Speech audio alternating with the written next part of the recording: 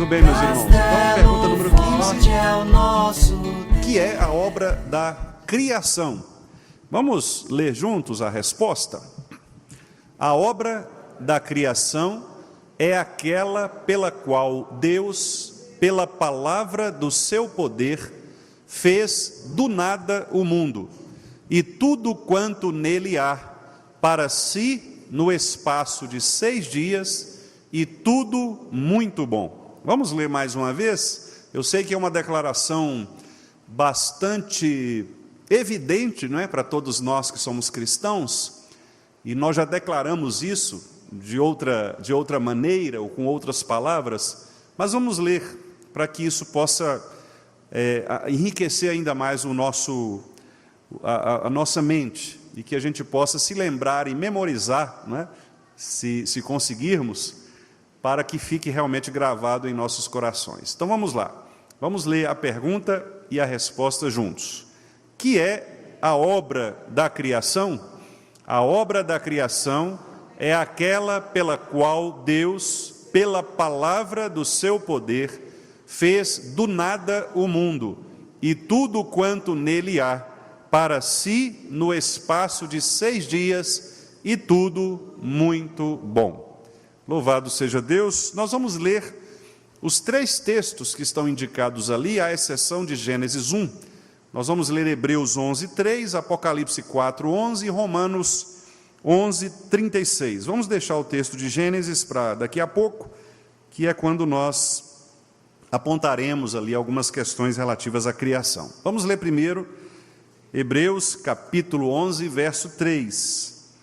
Esse é um texto muito importante, porque é um texto no qual o escritor aos Hebreus diz que nós devemos afirmar a criação de todas as coisas pela fé.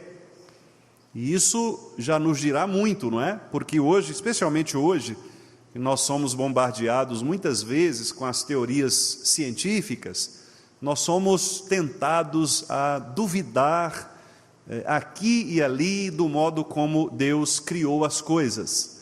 Então é muito importante que nós saibamos que essa afirmação que nós fazemos da criação é uma afirmação que provém da fé. A fé verdadeira, a fé genuína, ela afirma que Deus criou todas as coisas. Ah, mas a ciência fala a respeito de milhões de anos, bilhões de anos, disso ou daquilo. Tudo bem, nós respeitamos os cientistas, mas pela fé nós cremos que o nosso Deus criou o universo. Então vamos ler Hebreus 11:3. Vamos ler juntos.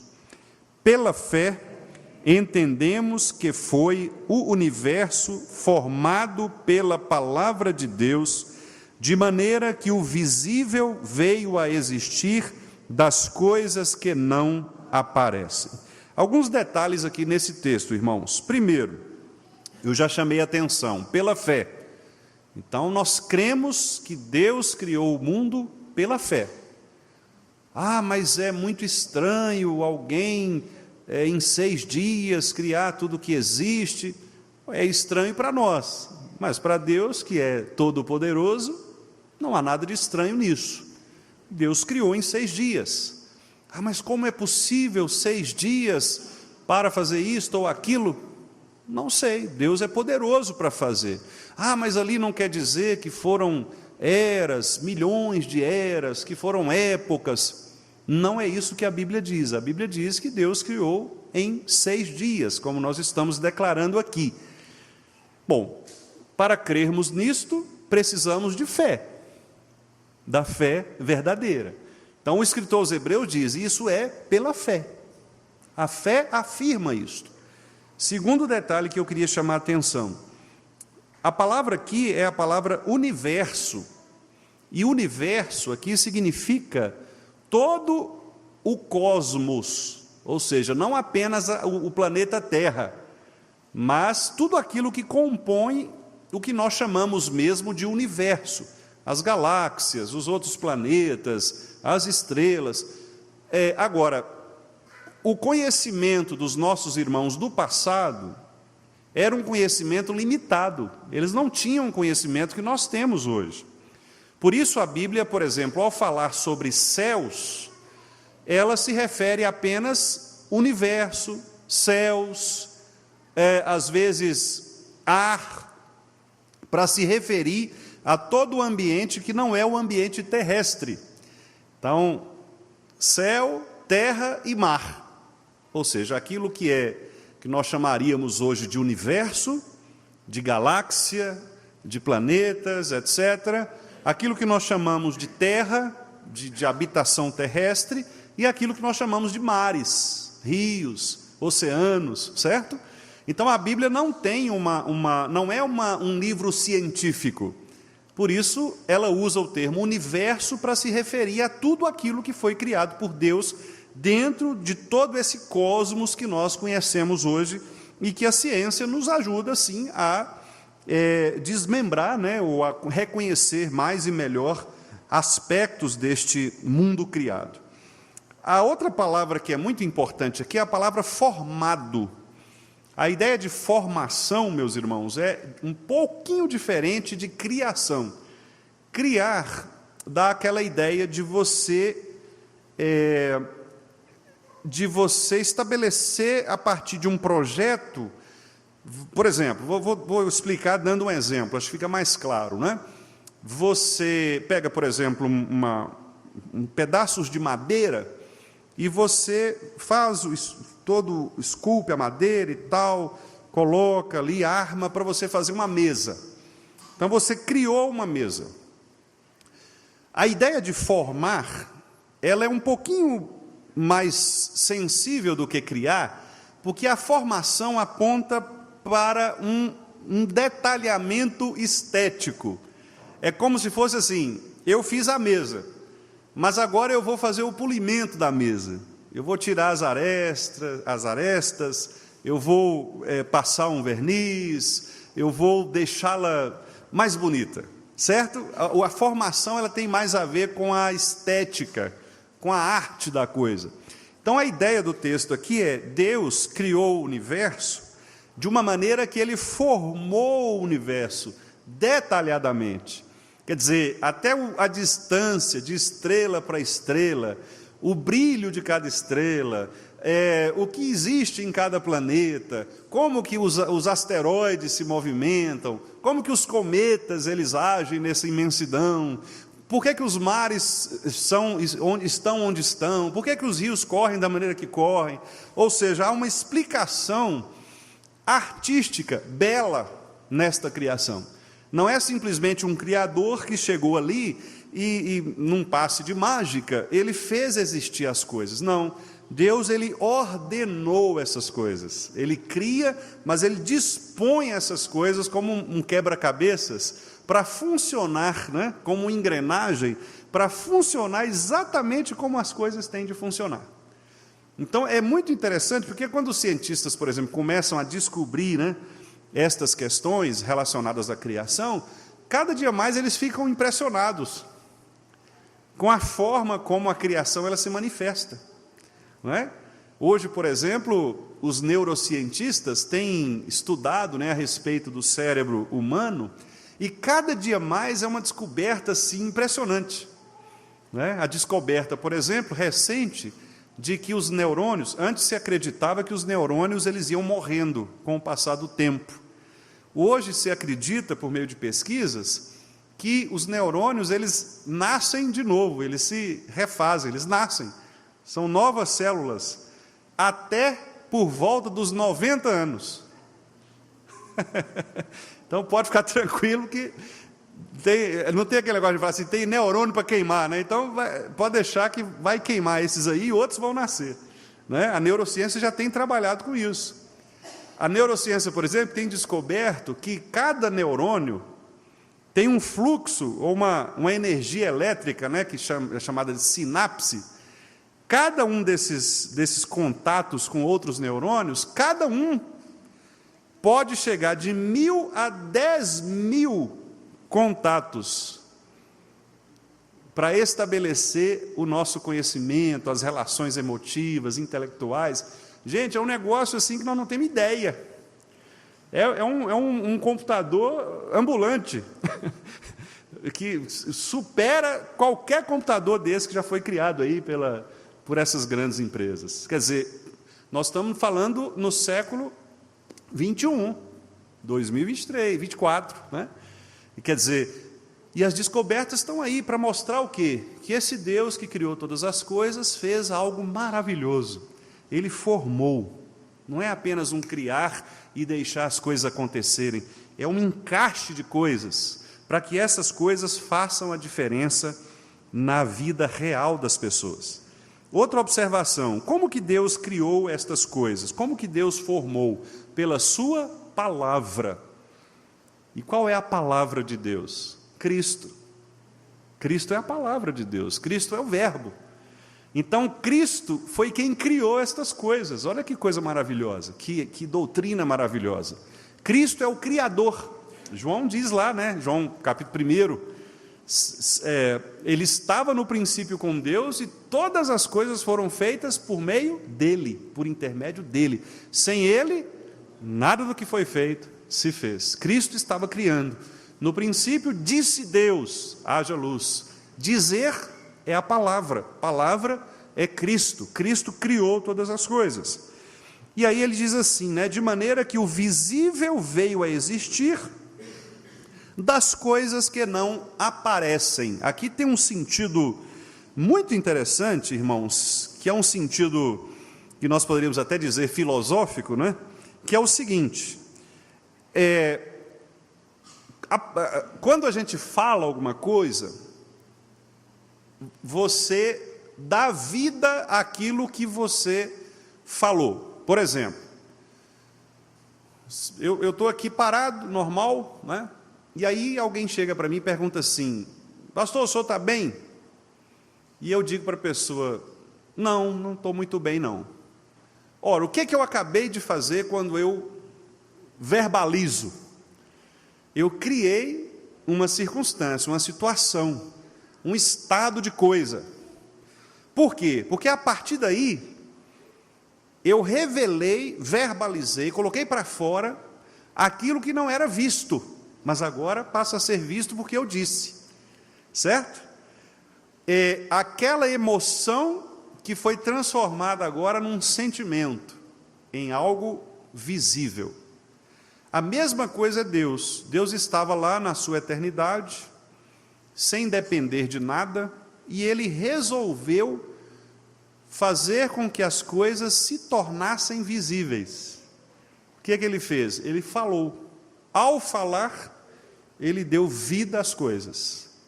Então as coisas elas existiam em Deus, mas elas se tornaram conhecidas por meio da palavra, por meio da criação. Não é interessante isso? Ou seja, todas as coisas que nós temos hoje criadas já existiam em Deus, mas elas passaram a ser visíveis no ato da criação. Por exemplo, a verdade, ela existia em Deus, porque Deus é verdade. Mas quando Ele cria, Ele estabelece o padrão da verdade, o padrão visível.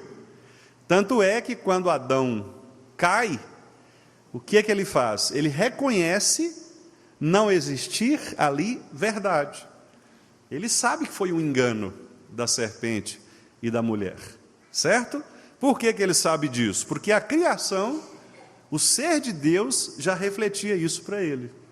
Então, Deus cria todas as coisas pela palavra. Por isso que o texto lá do catecismo diz assim, a obra da criação é aquela pela qual Deus, pela palavra do seu poder.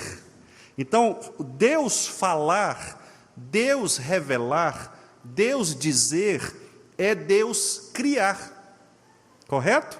Quando Deus fala, acontece. Quando Deus fala, Deus cria. Quando Deus verbaliza, a coisa passa a existir. Aquilo que estava em Deus toma forma. Então nós conhecemos as coisas criadas onde? Pela palavra. Porque é na palavra que nós conhecemos aquilo que estava em Deus. Correto? Veja a importância da palavra de Deus, porque é na palavra que nós conhecemos a mente de Deus. Nós conhecemos o que Deus quis revelar. Fora da palavra nós não temos como conhecer. Não temos como conhecer.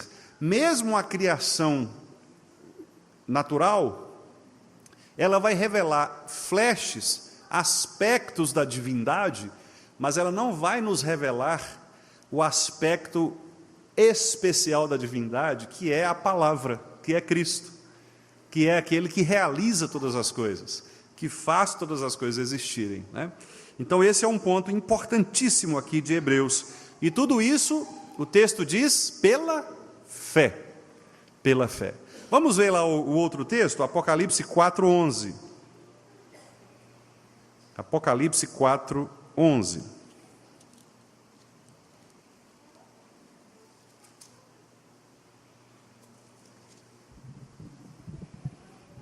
Vamos ler juntos também, meus irmãos. Tu és digno, Senhor e Deus nosso, de receber a glória, a honra e o poder, porque todas as coisas tu criaste. Sim, por causa da tua vontade, vieram a existir e foram criadas. Aqui eu já mencionei no outro momento, mas relembro os irmãos, não é? Quando a Bíblia fala a respeito da vontade de Deus, ela está falando exatamente sobre o decreto, sobre o conselho de Deus, que é o decreto de Deus. Aquilo que eu tenho dito aos irmãos, Deus não é como nós, que idealiza alguma coisa e essa coisa não acontece. Nós planejamos e muitas vezes não acontece o que nós planejamos. No caso de Deus, não. Aquilo que Deus planejou acontece. Porque o planejamento de Deus já é a vontade de Deus sendo executada.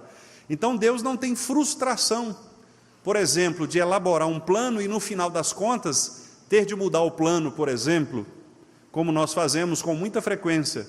Não, Deus, a partir do momento que Ele elaborou o seu plano se cumpre, porque esta é a vontade de Deus. A vontade de Deus, portanto, é o seu decreto.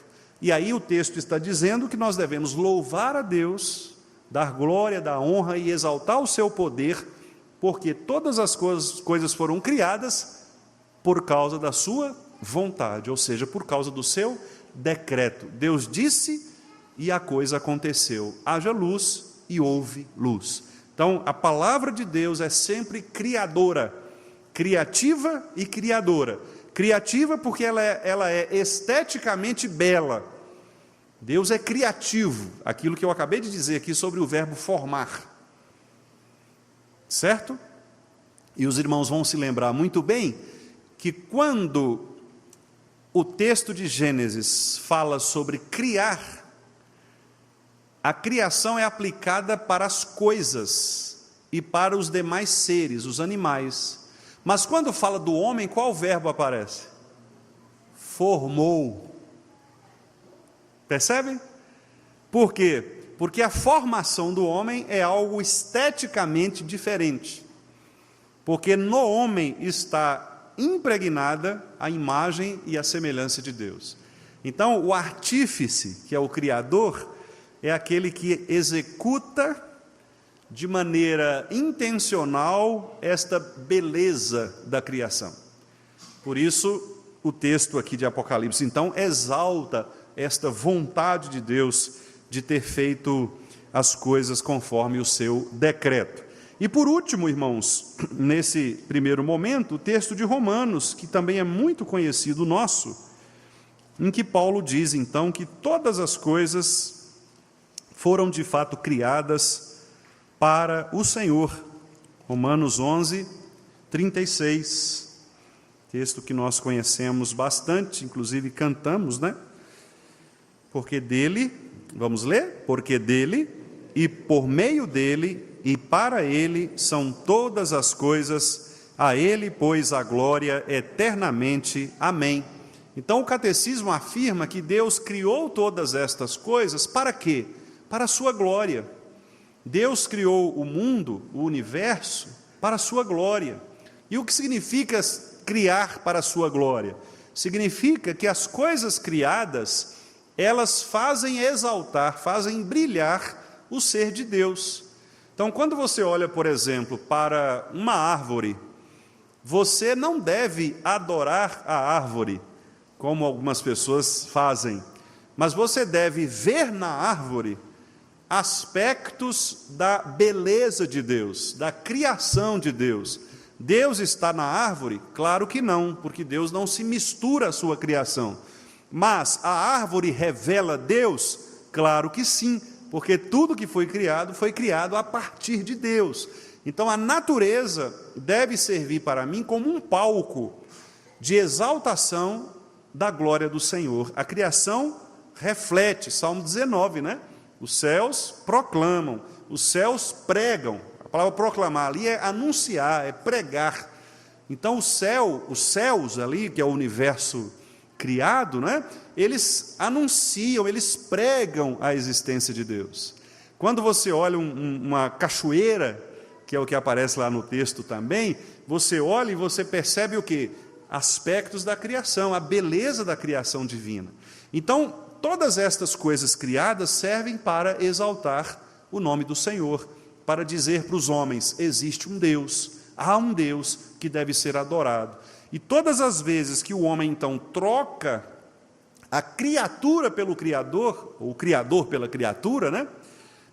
Tira Deus e coloca a criatura no lugar, o que ele comete? Comete o pecado da idolatria, que é exatamente o pecado que Paulo combate no capítulo 1 de Romanos, que é o homem que, mesmo tendo conhecimento de Deus, não quis adorá-lo como Deus, antes colocou a criatura no lugar do Criador. E aí fez o quê? Fez da criatura ou da criação seus próprios deuses. E é exatamente o que as pessoas fazem. Elas pegam a criação, aspectos criados por Deus, e transformam em seus ídolos. Às vezes até o próprio homem.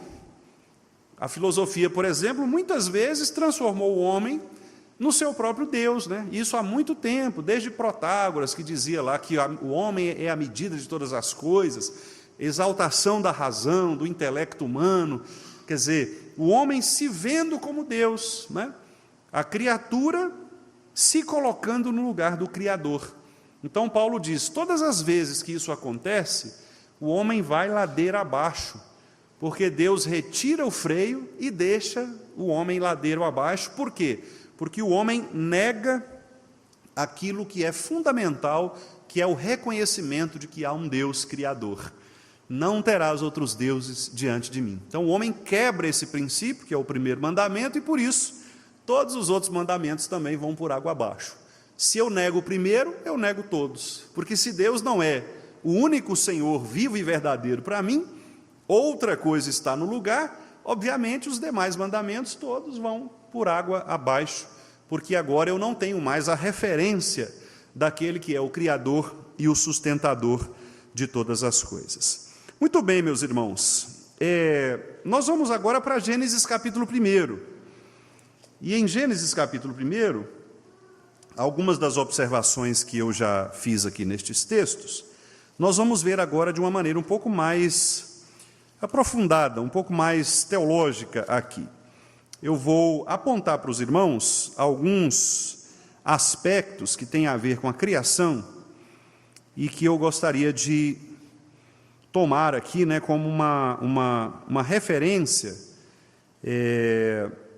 importante, né, para que a gente saiba o porquê nós discutimos estas questões, né, da criação. Por que entender a criação é algo tão importante para a vida humana, especialmente para nós que somos crentes, somos filhos de Deus?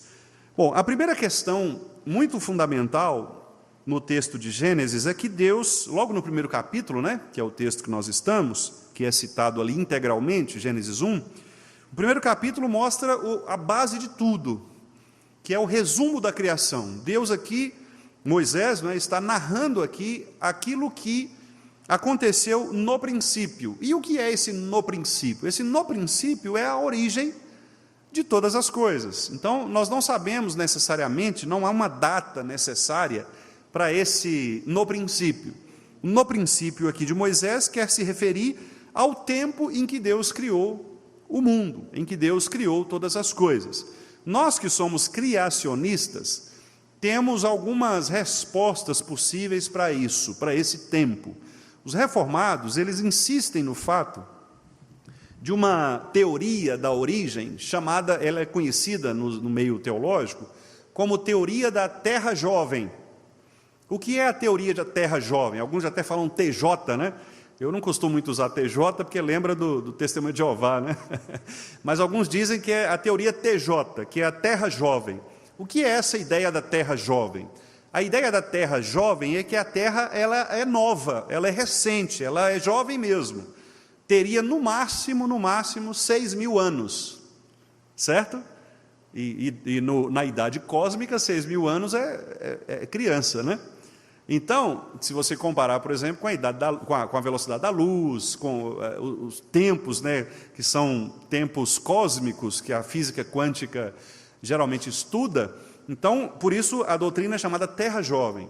Então, a ideia é que a criação do universo se deu há mais ou menos 6.000 anos. Pastor, como é que é feita essa conta? Simples, a partir da cronologia bíblica. Então, por exemplo, se você pega Jesus como centro de referência, de Jesus até nós temos o quê? 2.000 anos, em média, né? Nós estamos colocando aqui sem entrar em detalhes, porque os irmãos sabem, se não sabem vão ficar sabendo agora, Jesus não nasceu no ano 0, ele nasceu no ano anterior. Provavelmente Jesus tenha nascido ali por volta do ano -6 ou -5 antes de Cristo, né? Que susto, né? Como assim, né? É porque esse calendário, ele não é tão exato assim, porque o calendário, o calendário passou por mudanças, né? Essa contagem do tempo do Sol, da rotação da Terra, então ele sofreu alguns ajustes ao longo da história, de modo que a idade mais aproximada, mais correta, teria sido por ali, por volta do 5º, 4º ano antes de Cristo foi o nascimento de Jesus. Então, por isso que a gente não tem essa cronologia exata, né? Nós sabemos, por exemplo, que Jesus não nasceu em dezembro. Jesus provavelmente nasceu no final de abril, início de maio, né? E eu fico até feliz com isso, porque como o meu aniversário é em maio, então eu tenho uma coisa importante para contar, né? Jesus nasceu naquele período da primavera judaica, então ali seria final de abril, início de maio, provavelmente. Então, por que nós comemoramos o Natal em dezembro? Isso é um calendário religioso, que alguns até criticam, acham que os protestantes não deveriam seguir, porque tem uma referência a questões até pagãs, né? Mas tiradas essas discussões, o que eu quero dizer para os irmãos é que estas questões de cronologia, elas não são tão simples. Mas como que nós reformados, então, conseguimos estabelecer essa idade provável da Terra? Como eu disse, nós cortamos em Jesus, então teria aí 2.000 anos de Jesus até nós, e os outros 4.000 anos é o tempo que nós temos de conhecimento da cronologia bíblica. Então, os estudiosos da cronologia bíblica, o que eles fizeram? Eles foram retrocedendo as gerações de pessoas, né, as famílias, etc., até chegar em Adão, né, passando ali, claro que esses tempos, por exemplo, especialmente o período de Gênesis, é um período difícil de ser contado, porque não há tanta referência cronológica pontual. Então, eles foram pegando assim as genealogias, né, de famílias, fulano gerou Beltrano, Cicrano viveu tantos anos e morreu. Fulano, quer dizer, aquela genealogia que a gente lê, aquilo ali eles foram computando, fazendo as relações genealógicas, até chegar numa idade aproximada de mais ou menos 4.000 anos para trás de Cristo. Então, nós estaríamos hoje aí nessa faixa de 6.000 e poucos anos, de Adão até nós, certo? É uma teoria, assim, 100% segura e que a gente... Não é. Não é exatamente por esse fato que eu disse aos irmãos. Há um momento na história bíblica, na própria história humana, que essa contagem ela não dá para ser tão exata assim. Há alguns intervalos de tempo na Bíblia que são difíceis de serem analisados. Mas nós seguimos esta interpretação porque é a interpretação mais solidamente confirmada pelas Escrituras, correto? Existem outras teorias? Existem. Por exemplo, existe quem crê na teoria da chamada Terra Antiga. Em vez de ser TJ, é TA, Terra Antiga. O que a Terra Antiga propõe? A Terra Antiga propõe que a Terra tem aqueles milhões de anos mesmo, certo? E aí eles partem da teoria, por exemplo, de que Gênesis, quando diz aqui, no princípio a Terra era sem forma e vazia, para eles existe um intervalo entre estes espaços de tempo e essa palavra dia, que no hebraico é ion. Essa palavra não se refere necessariamente a 24 horas, ela se refere a um período. Então, quando fala assim, por exemplo, haja luz e houve luz e tal, aí fala assim, houve tarde e manhã o primeiro dia, para essa turma, aqui não está se referindo a 24 horas, o movimento da Terra, né? Que completa o dia, mas estaria se referindo a um período, a uma era. Então, existem teorias. Como eu disse, nós que somos reformados, né, e que insistimos na literalidade bíblica, nós, obviamente, afirmamos, junto com a confissão de fé, porque está escrito ali claramente, né, no espaço de 6 dias, nós afirmamos, então, a teoria da Terra jovem, que é esta que eu acabei de dizer para os irmãos, de crer que nós temos, então, no máximo aí 6.000 e poucos anos, tá certo? Muito bem. Então, estudar a criação é significativo para nós, porque nos mostra este propósito da vida humana. Por que Deus nos criou? Por que Deus criou as coisas? É na criação, meus irmãos, que nós estabelecemos, por exemplo, o significado da vida humana. Quando você lê Gênesis 1, você não está ali apenas lendo uma sequência de ações de Deus. Você está lendo o propósito de Deus para a criação. Porque para cada coisa criada existe um propósito. Veja, por exemplo, aqui, o versículo 4, quando Deus cria luz, né? O versículo 4 diz, viu Deus que a luz era boa e fez separação entre luz e trevas. Veja que a criação ela não está desvinculada do propósito. Por que Deus criou? Para separar luz e trevas. E os irmãos sabem que durante toda a Bíblia, ao longo de toda a Bíblia, haverá mesmo separação entre luz e trevas. O que é que o apóstolo Paulo diz? Não dá para as duas coisas conviverem juntas. Não é? Não dá para que luz e trevas se combinem, porque são coisas distintas. Então, há coisas que pertencem às trevas, há coisas que pertencem à luz. Então, veja que a criação ela não é simplesmente um ato de Deus estabelecer, mas é o ato de Deus dar propósito, dar significado. Ou seja, existe um propósito para a escuridão.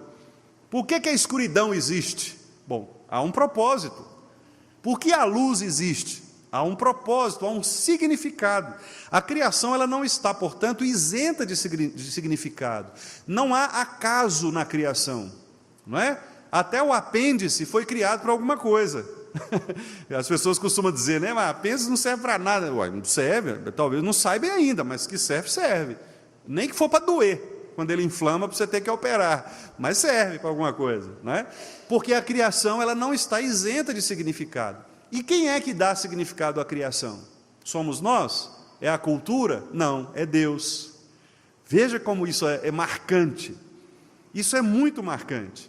Sabe por quê? Porque, por exemplo, quando nós hoje, no mundo pós-moderno, discutimos questões ligadas ao ser humano, por exemplo, as pessoas querem definir gênero. Não é assim? Então, eu quero dar significado à minha vida. Tudo bem, eu nasci com uma aparência masculina, mas eu quero dar um outro significado à minha vida. Eu quero ser uma outra coisa, certo? Que não é homem como a sociedade estabelece.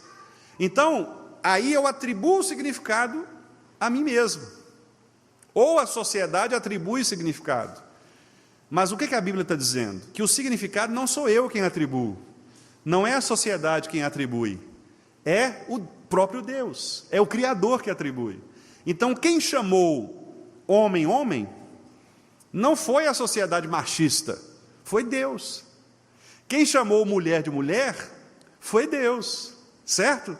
É Deus quem estabelece a criação, é Deus quem estabelece o significado. Se Ele disse que é para ser assim, é porque tem que ser assim. Não somos nós que devemos mudar a estrutura das coisas. Por exemplo, aqui Deus disse claramente o seguinte, no verso 10, Ele chamou a parte seca terra, e as águas Ele chamou mares. Ok, e no verso 11 e 12, Ele estabelece o que vai acontecer. Ele fala assim, olha, nessa terra que eu criei, a terra vai produzir relva, ervas que vão dar semente, árvores frutíferas que vão dar fruto segundo a sua espécie. No versículo 12, a terra, pois, produziu e fez aquilo que Deus havia ordenado. Lá nos versículos 14 em diante, ele fala sobre os luzeiros, para fazer separação. Então, o sol, a lua, o versículo 16, os dois grandes luzeiros, o maior que é o sol para governar o dia, o menor que é a lua para governar a noite, e fez também as estrelas, e colocou essas estrelas no firmamento, para que elas pudessem iluminar a terra. Veja que para cada coisa criada há um propósito.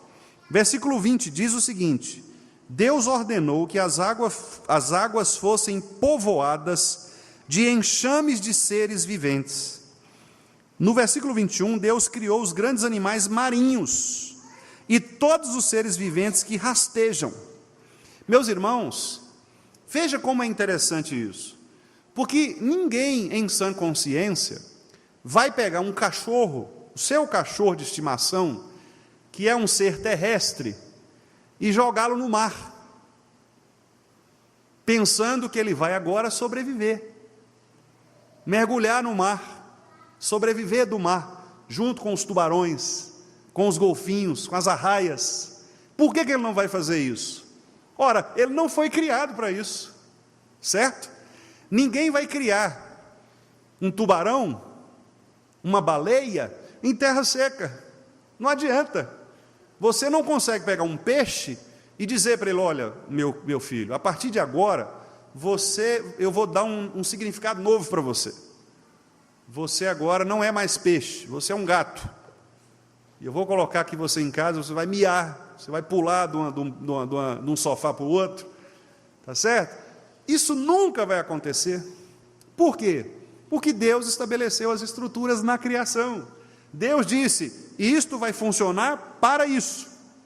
Certo? E assim também é o homem. Deus criou o homem para funcionar como homem. O homem não pode querer ser porco, ser abelha, elefante. O homem é homem. Né? Já dizia o filósofo Falcão, né? O homem é homem, mulher é mulher, fulano é fulano, né? Não tem como ser outra coisa, certo? Não tem como ser outra coisa. Por quê? Deus criou cada coisa para a sua devida significação, para o seu devido propósito. Então, quando nós estudamos isto, irmãos, nós estamos afirmando a nossa visão de mundo, de que há um Deus criador de todas as coisas, e que fez isso para a sua glória, estabelecendo cada detalhe da criação conforme a sua santa e sábia vontade. Isso é maravilhoso, porque agora você olha para o ser humano, você olha para o animal, você olha para a natureza, você olha para uma verdura que você vai usar no seu almoço, uma fruta que você vai comer, e você percebe nestas coisas a finalidade de cada uma delas. Você faz um churrasco, certo? Você põe um prato com salada, você vai no mar, na praia, passar suas férias, você percebe o propósito para o qual Deus criou cada coisa. E quando o ser humano ele desvirtua o propósito, ou seja, ele mexe na criação, ele deixa de contemplar o significado real daquilo que Deus criou para a sua glória. Por isso que nós, crentes, devemos, por exemplo, ser contrários a qualquer tipo de depredação, de deterioração da criação, da natureza. Não é porque nós somos ecologistas, filiados ao Partido Verde, né? Isso ou aquilo, não. É porque nós cremos que Deus criou todas as coisas. Então Deus criou o cachorrinho. Por isso eu não posso maltratar o cachorrinho. Dar veneno para gato é pecado. Matar o pobre dos gatinhos, então, é criação. Eu sei que tem hora que ele come os passarinhos, come as galinhas, mas não devemos fazer isso, com esse propósito de destruir a criação, certo? Mas e para comer, pastor? Gato não, né? Mas porco, boi, por exemplo, para comer, por que nós comemos? Para comer sim, porque Deus estabeleceu desde o princípio que isto foi feito para o homem. E há quem diga, mas lá na criação Deus fala sobre plantas, ervas, então nós temos que ser vegetariano. Não, mas depois disso, nós vemos que os animais eram sacrificados, e inclusive parte do sacrifício era dado para quem? Para o sacerdote, para que ele pudesse alimentar com a sua família. Então não é pecado comer picanha, tá certo? Não é pecado comer uma carne gostosa, não é pecado, correto? Porque Deus criou estas coisas para um propósito. Criação, meus irmãos, veja, a criação, ela justifica até o nosso prato, até o que nós comemos, está na criação.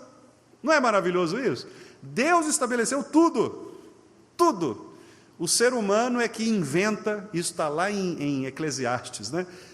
Salomão fala assim, Deus criou o homem, uma maravilha, perfeitinho, e o homem se envolveu em muitas astúcias. O homem criou um bocado de complicação, e é exatamente isso que acontece, não é verdade?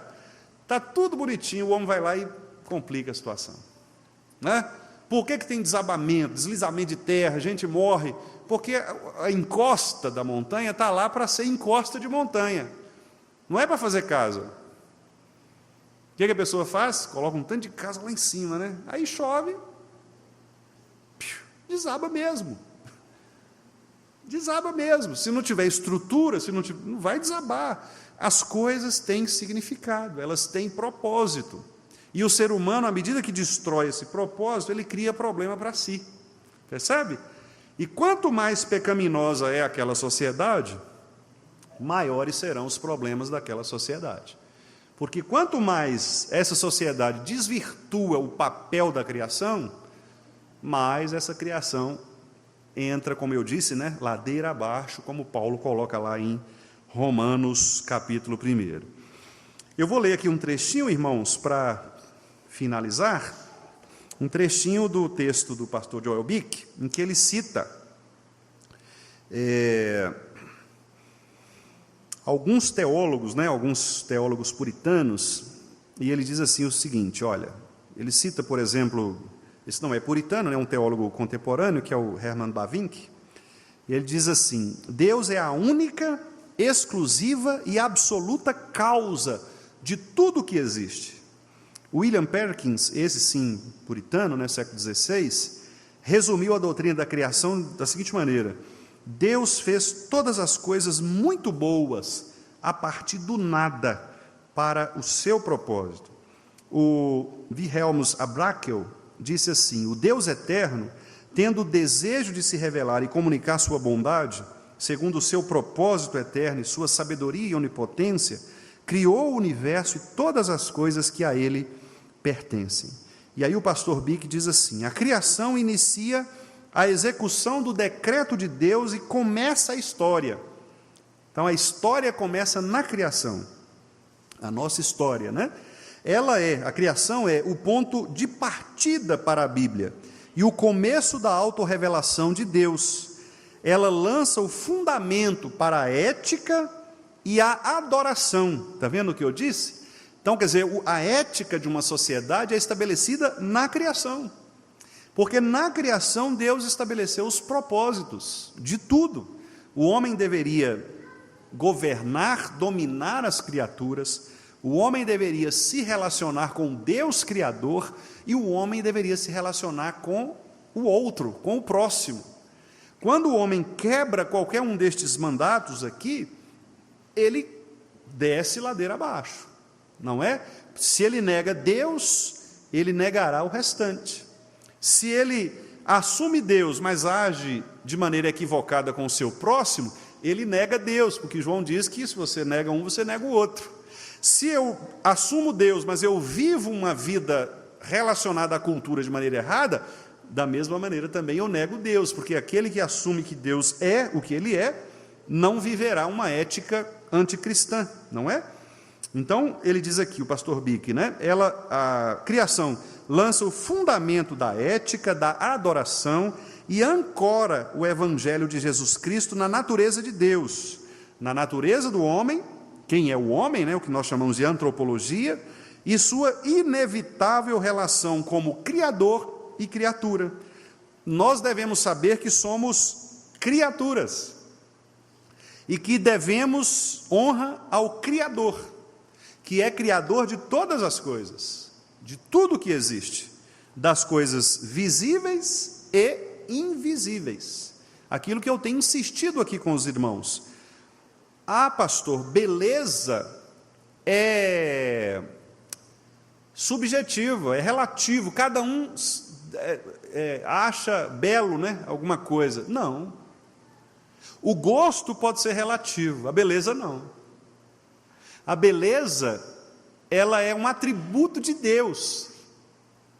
Então existem coisas belas e coisas não belas. Nós não estamos falando de gosto, certo? Nós estamos falando de um conceito que é encontrado em Deus.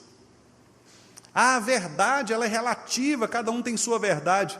Não, a verdade é absoluta, e ela é o ser de Deus. Cristo é a verdade. Então a verdade existe, e ela deve ser encontrada em Cristo. Portanto, diante de uma crise, qual é a verdade? Ora, temos de descobrir, ela existe. Nós não vamos inventar, produzir, ela já está lá. Como descobri-la? Na pessoa de Cristo, na ética de Cristo, na doutrina de Cristo, certo? O que é justiça? Justiça, cada sociedade produz o que é justo. Não. A justiça, ela é encontrada em Deus. A justiça deve valer tanto para o egípcio, quanto para o russo, quanto para o australiano, quanto para o brasileiro. Não tem questão de cultura, não. A justiça é uma só. A justiça está em Deus. Agora, por que nós temos tantos problemas assim? Exatamente pelo fato de que as culturas, sendo elas construídas por pessoas pecadoras, que se desviaram do padrão absoluto que é Deus, inventaram para si seus próprios conceitos. Então, tem a cultura X que acha que tal coisa é justa, mas uma cultura Y acha que não, que uma outra coisa é que é justa. Mas tem uma cultura que acha que isto é beleza, outra acha que não é isto que é beleza, certo? Então nós vivemos neste relativismo cultural, em que as culturas dizem o que é bom, o que não é bom, o que é bonito, o que não é bonito, o que é verdadeiro, o que não é verdadeiro, o que é justo, o que não é justo, mas elas não buscam o princípio absoluto que está em Deus. Então veja, a criação, ela serve para isso, né? Nós, meus irmãos, declaramos no credo apostólico, né? A primeira frase do credo qual é? Creio em Deus Pai, Todo-Poderoso, Criador do céu e da terra. Repare então que a criação é um credo fundamental do crente reformado. É uma declaração de fé absoluta. Nós cremos, lembrando o texto de Hebreus, pela fé entendemos que o universo foi criado pela palavra de Deus. Rapidinho, meus irmãos, em 3 minutos, eu vou citar aqui 4 teorias, que negam esta doutrina. A primeira teoria é o chamado, eu vou seguir aqui, como os irmãos já sabem, estou seguindo aqui a estrutura do pastor Joel Bick, no 2º volume da sua teologia, que ele trata a respeito do homem, e aí ele começa a sua teologia falando sobre a criação do mundo. E aqui ele cita algumas doutrinas perigosas, por exemplo, o panteísmo. A palavra pan significa todo. Por isso que, por exemplo, pan-americano significa todo o continente americano, América do Norte, Central e Sul, Olimpíadas Pan-Americanas, ou seja, Olimpíadas de toda a América, Norte, Centro e Sul. Então, pan é tudo, todo, Então, panteísmo é uma doutrina que diz o seguinte, que Deus está em todo lugar, Deus está na criação. Então, por exemplo, você pega uma flor, aí o panteísta ele pega a flor e ele entende que naquela flor existe pedacinho de Deus, emanação de Deus, a divindade está ali. Os panteístas, por exemplo, as religiões panteístas, como budismo, hinduísmo, shintoísmo, que são geralmente religiões do Oriente, da Índia, quase sempre Índia, aquela região ali, são muito panteístas. Então, por exemplo, por isso que eles não matam animais, eles cultuam animais, cultuam coisas da criação, porque eles entendem que Deus está presente. Tribos indígenas também fazem isso. Então, por exemplo, elas veem Deus num rio, elas veem Deus numa árvore, elas veem Deus num animal, Então, o panteísmo ele acredita que Deus está na criação. Nós não cremos nisso, nós não somos panteístas. Nós cremos que Deus está separado da sua criação, Ele existe fora da sua criação. Então, embora o homem seja imagem de Deus, nós vamos falar isso no próximo estudo, a respeito do homem, em mim não há pedacinhos de Deus. Eu não sou um pequeno Deus, um deusinho, não, eu sou o ser humano. Então, a minha essência, a minha substância criacional é de ser humano. Eu não sou pedaço de Deus, certo? Deus está separado de mim. A criação, a grama, não tem pedaço de Deus na grama. A grama é grama. Deus está separado da grama, certo? Então, essa é a primeira confusão panteísta. A segunda, que é uma palavra muito parecida, é o chamado panenteísmo. Panenteísmo. O que é isso? Os panenteístas, eles creem o seguinte, que Deus é a alma do universo. E o mundo é como se fosse o seu corpo. Então, a ideia aqui é ainda mais elaborada, digamos, mais filosófica até. A ideia de que Deus é esta energia cósmica, isso que vaga por aí. Então,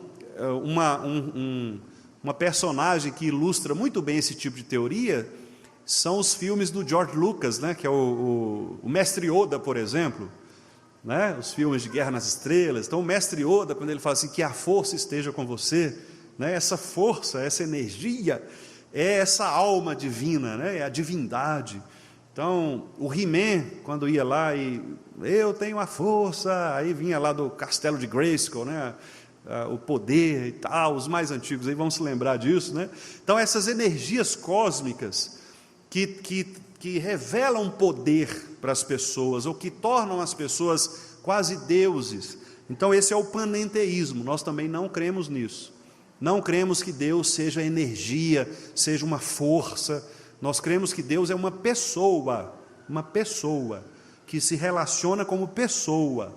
Deus não é uma energia, Senhor, que o Espírito desça sobre nós como se fosse um raio, uma energia, algo que vai nos entusiasmar. Não, Deus é pessoa, Deus é relacional, Então, do mesmo modo que eu convido alguém, por exemplo, para entrar na igreja, se assentar como pessoa, Deus é esse que me convida para entrar na presença dele e me assentar diante dele como pessoa.